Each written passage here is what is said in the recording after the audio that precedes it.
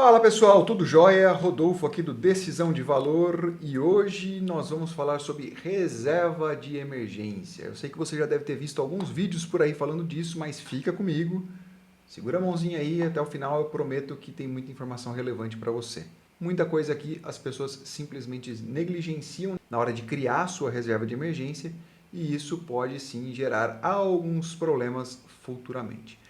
Antes da gente continuar, senta o dedão no like aí, dá aquela moral pra gente, curte, compartilha, envia isso para alguém que está começando a investir agora ou que não tem uma reserva de emergência ou que acha que uma reserva de emergência não é importante. Manda esse vídeo para essa pessoa, vamos aumentar a nossa comunidade aqui. Isso vai me ajudar, ajuda vocês também, como eu já falei muitas vezes, porque o YouTube vai entender que você gosta de dinheiro, investimento, finanças pessoais e vai te trazer muito conteúdo bacana, não só do nosso canal, mas de outros também. Sem mais enrolação, vamos lá. Primeiro, o que é uma reserva de emergência, né? Bom, a reserva de emergência basicamente é um dinheiro que você tem que deixar guardado para o quê? Emergências, isso mesmo. E parece muito simples do ponto de vista do conceito ali, mas a gente vê muita gente fazendo bobeira com relação a reservas de emergência, ou guardando dinheiro de mais, ou guardando dinheiro de menos, ou não entendendo direito o conceito por trás dessa reserva aí. E muitas vezes quando as pessoas não criam direito à sua reserva, isso vai voltar para te assombrar lá na frente, isso pode te causar um prejuízo imenso, pode acabar com a tua rentabilidade, te atrasar muitos anos de investimento, tá bom? Então, uma das principais coisas que a gente precisa fazer na hora de pensar numa reserva de emergência é você se conhecer.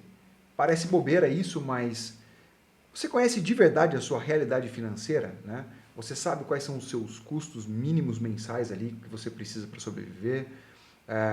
Você consegue olhar isso numa perspectiva de família, se você é casado, se você é solteiro. Você tem um plano para se alguma coisa acontecer, né? Então, a primeira coisa que você precisa fazer é conhecer muito bem a sua realidade financeira. Porque se a reserva de emergência ela está ali para uma emergência, ela está ali para mitigar um risco. E você precisa conhecer qual é o seu real risco.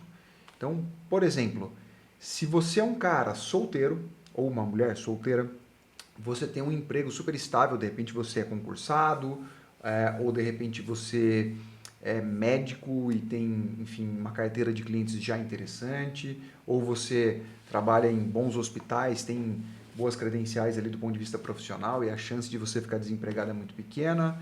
Enfim, se você tem uma alta estabilidade, uma potencial estabilidade, pô, o seu risco é muito diferente de alguém que é um autônomo, que basicamente tem que criar a sua carteira de vendas todo mês, desde o começo do mês. Ou se você é um empresário, tem uma pequena loja, um pequeno negócio, e você não sabe exatamente como é que esse negócio vai se comportar ao longo daquele mês, certo? Então, conhecer bem a sua estrutura financeira te ajuda a ter uma visão mais refinada e mais clara de qual é o risco que você está tentando mitigar ao criar uma reserva de emergência. Então, para isso a gente tem que considerar alguns fatores. Primeiro, a tua renda familiar. Acabei de dar o exemplo de alguém que é solteiro, mas e se você é casado? Será que o seu cônjuge, marido, esposa, tanto faz, será que ele tem uma renda também? Se ele tem uma renda, quanto essa renda representa na renda total da casa? De repente, e a renda do teu cônjuge é até maior do que a sua. De repente, ele tem ou ela tem uma posição mais estável do que a sua e essa renda consegue garantir uma tranquilidade. Você olhar para a realidade de ocupação das pessoas que compõem a família ali da renda de uma forma global pode te dar uma visão um pouco melhor. Ou ao contrário, de repente você é mais estável, mas a tua renda é um pouco menor e a renda do teu cônjuge é que realmente traz um volume maior de dinheiro para casa. Então tudo isso você precisa olhar na hora de equacionar a tua reserva de emergência, tá? Segundo qual é o teu custo mensal? Não só aquilo que você de fato gasta, mas o que é essencial na tua vida. Então, por exemplo, você não quer, na primeira solavanco, ter que tirar os teus filhos da escola onde eles estudam. Você não quer, no primeiro solavanco, ter que vender um título do clube que você frequenta. Então, olha para toda a tua estrutura de custos, né? De repente, você tem custos que hoje estão num patamar X, mas que se você tiver uma situação de emergência, você consegue cortar esses custos, reduzindo o seu padrão de vida, sim, não vou dizer sem abrir mão de nada, sem nenhum sacrifício, mas talvez você não precise sacrificar ali grande parte daquilo que você já tem, tá? Falei um pouquinho já das atividades que você exerce, então a tua renda, ela vem de onde? O quão estável é isso? O quão confiável é? Será que você está numa empresa em que tem um turnover muito grande, ou seja, você pode ser mandado embora a qualquer momento, ou será que você está numa empresa que tem uma tendência a ser uma empresa mais estável, né? Tudo isso entra na equação também. Será que você é concursado? Será que você tem uma renda bastante diversificada? Então, se você perder alguma coisa aqui, você não perde ali. Enfim, por exemplo, você é um advogado, você tem muitos clientes. Eu perco um cliente, mas eu ainda tenho clientes do outro lado que vão continuar me pagando, enfim. Então, entender a atividade que você exerce, qual a estabilidade da sua renda, é algo super importante também, tá? E a outra coisa, não menos importante, é qual é o teu real potencial na hora de se recolocar no mercado de trabalho. Então vamos pegar um exemplo que eu dei aqui. Você é um médico super bem formado, você trabalha num hospital de renome, você tem a tua clínica, você tem ali 2, 3 fontes de renda. Se eventualmente em alguma dessas rendas você tiver um revés e precisar sair desse emprego, será que você consegue se recolocar facilmente? Essa é uma pergunta. A tua emergência pode não vir de um desemprego. Você pode, de repente, se você é um médico, atua na tua clínica, super bem conceituada, tem uma renda lá em cima, mas de repente você tem um problema de saúde que vai te tirar do teu trabalho por alguns meses e a tua clínica depende só de você, você não tem outros médicos, por exemplo, trabalhando ali. Então, são todas situações que você tem que avaliar para saber, tá, qual é o pior cenário, o cenário mais provável se eu tiver algum revés, quanto isso vai afetar a parte financeira da minha vida, tá? E aí você tem que olhar para isso e falar assim, tá bom, então quantos meses eu preciso ter de reserva? É muito fácil as pessoas falar, tem que ter 6 meses, 9 meses, um ano, mas as realidades são muito distintas. Eventualmente, se você é um profissional, infelizmente a gente sabe que essa é a realidade, não adianta a gente ficar chateado aqui. Eu sou um cara que já passou dos 40 ali, um profissional com mais idade, mesmo sendo bem qualificado, ele tem sim uma redução de chance de conseguir uma vaga no mercado de trabalho. Então, se ele depende de um emprego, de uma carteira assinada, pode ser que esse profissional, um ano seja um horizonte muito provável, não seja tão longínquo assim. Um jovem que está no começo de carreira dele, tem uma formação legal, potencialmente ele tem uma probabilidade menor de ficar desempregado por um período tão longo. Então, nota que a gente tem diferentes fatores para avaliar qual é o horizonte de reserva de emergência que você tem que ter. E aí, tudo bem, você conhece agora legal os teus custos, o mínimo e aquilo que você consegue ir lá você conhece bem os teus custos, então o que é o provável que você consegue cortar ali sem ter que abrir mão de algumas coisas como escola, dos filhos, esse tipo de coisa, você consegue descer até um pouquinho mais. Então, baseado nisso, você consegue olhar e falar, tá, sabendo que a probabilidade de eu ficar desempregado é mais ou menos tanto tempo, eu tenho tanto... Olhando para esse horizonte completo da tua realidade financeira, você tem que arbitrar ali quanto tempo você tem que ter. Minha sugestão, nunca menos de 6 meses, tá? Parece 6 meses muita coisa, mas não é. A gente tem que lembrar que tem muita incerteza em tudo isso que a gente está falando, tá? Então, pelo menos 6 meses, dependendo da tua renda, pelo menos um ano, tá? Se você é um cara que tem uma renda até maior, mas a tua receita é muito imprevisível, por exemplo, você é um empresário, depende, por exemplo, aconteceu no evento lá de 2020, quando tivemos o Fique em Casa, um grande amigo, ele é dono de uma academia. Do nada, o negócio que gerava toda a renda da família dele, basicamente, ficou fechado por 9 meses. Entendeu? Então, é um período que, lógico, foi um evento único, não me lembro de ter vivido isso na minha vida antes, mas a gente nunca prevê esse tipo de evento. Se a gente não tiver preparado, a gente pode sim vir até a quebrar financeiramente aí se alguma coisa desse tipo acontece, tá bom? Bom, a segunda coisa que você precisa olhar é, saiba que se você não tem uma reserva de emergência ainda, ou se a tua reserva é muito pequenininha, você provavelmente vai levar um bom horizonte de tempo para construir essa reserva. Por quê? Se você ganha pouco, aporta pouco, tem capacidade de guardar pouco dinheiro, obviamente você vai guardar um pouquinho por mês até você conseguir juntar alguns salários. Isso vai levar um tempo para acumulação desse recurso. Ah, mas eu ganho bem, Rodolfo, tá? Eu tenho um salário alto, eu ganho uma grana. Tá bom, mas o teu custo base também provavelmente é mais alto. Se você não tem nada, você também vai levar um certo período para conseguir criar esse fôlego, porque a tua reserva tem que ser muito maior, tá? Para garantir isso aqui. E por que isso é super importante? Porque se você começa a ficar afoito, porque lembra que a sua reserva de emergência ela vai para algum lugar que é menos emocionante, vai ter uma rentabilidade menor, você não vai ficar ali mexendo com aquilo toda hora. Então, como dizem no mercado financeiro, vai ser tão estimulante quanto ver a grama crescer ou a tinta secar na parede, tá legal?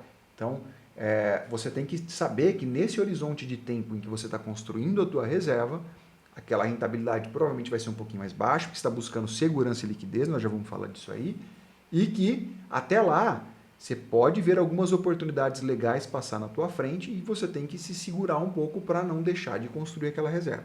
Tá? Lembra, você está mitigando um risco que pode vir a quebrar-se a sua ruína financeira. Então, antes da rentabilidade, antes de oportunidade, a primeira coisa que você tem que fazer é ter essa garantia, ou pelo menos essa mitigação de risco. Aí a gente vem para um ponto bastante polêmico, que é: você deve guardar tudo o que você tem até formar essa reserva financeira 100%, ou você pode começar a aplicar o seu dinheiro em outras coisas antes. Então, por exemplo, eu sou uma pessoa que gosta muito de criptomoedas, né? E eu quero começar a botar o pezinho ali, eu quero continuar aportando um pouquinho no Bitcoin, porque eu acredito muito nessa tese no longo prazo, ou eu ponho o dinheiro em outras moedas, etc. Mas a minha reserva ainda não está formada. O que eu tenho para dizer é, algumas pessoas dizem, você tem que ter pelo menos metade da tua reserva antes de começar a diversificar, e você tem que sempre colocar um pouquinho na tua reserva. Vou voltar lá para o ponto 1. Quem é você? Qual é o teu panorama financeiro? Porque se você não tem nada, não tem nenhum dinheiro guardado, eu não arriscaria fazer nenhum outro investimento até eu ter a minha reserva praticamente formada, ou sei lá, 80% dela formada. Tá? Quais são as exceções que eu vejo? Se você é um funcionário e você tem, por exemplo, FGTS, potencialmente aquele FGTS pode servir como parte da sua reserva financeira, sua reserva de emergência.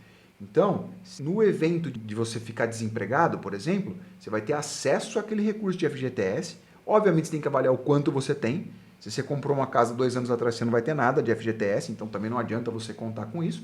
Mas você pode olhar para o montante que você tem ali, criar uma reserva um pouco menor, líquida na tua mão, e meio que tentar assumir que quando você perder o emprego, você vai conseguir rapidamente ter acesso àquilo. Lembra que o dinheiro não está na tua mão, não está tão líquido assim, tem um risco ali também. Então, você tem que ter pelo menos alguma coisa ali, uns 2, 3 meses para garantir, tá?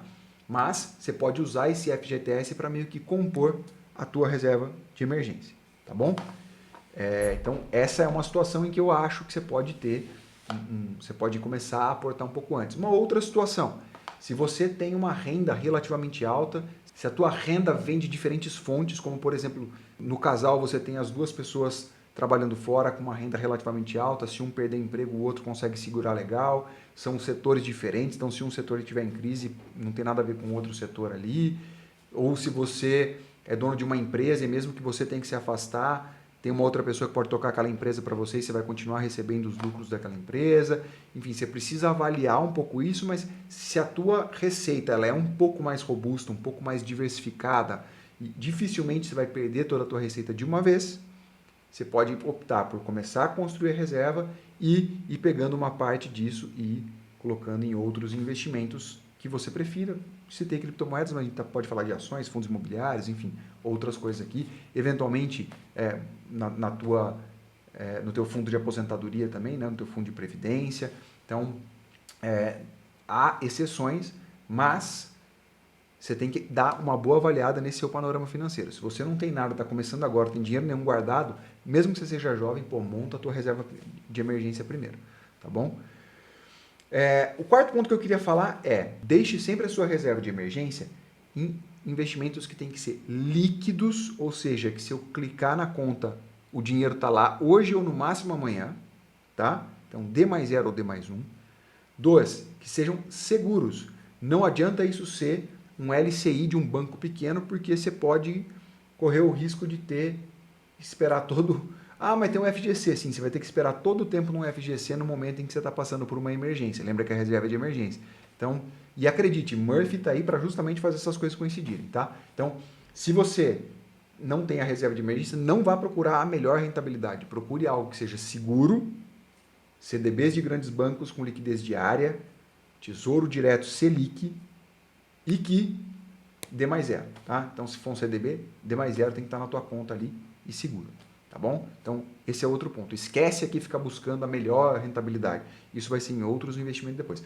Lógico que se você tem 5 CDBs de bons bancos que estão pagando um pouco melhor do que o Tesouro, 101, 102, 103% CDI, Pô, se você tem a oportunidade de maximizar um pouquinho ali, mas mantendo a segurança e a liquidez, legal também, tá bom?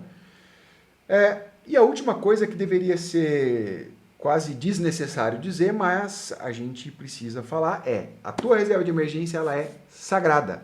Não use para absolutamente nada que não seja uma emergência. Então, emergência que eu estou dizendo pô, você perdeu o emprego, você está sem fonte de renda nenhuma, obviamente ela serve para isso. 2, pô, um problema de saúde que muitas vezes pode pegar a gente ali desprevenido e você obviamente tem que fazer uso desse recurso, mas basicamente isso, tá?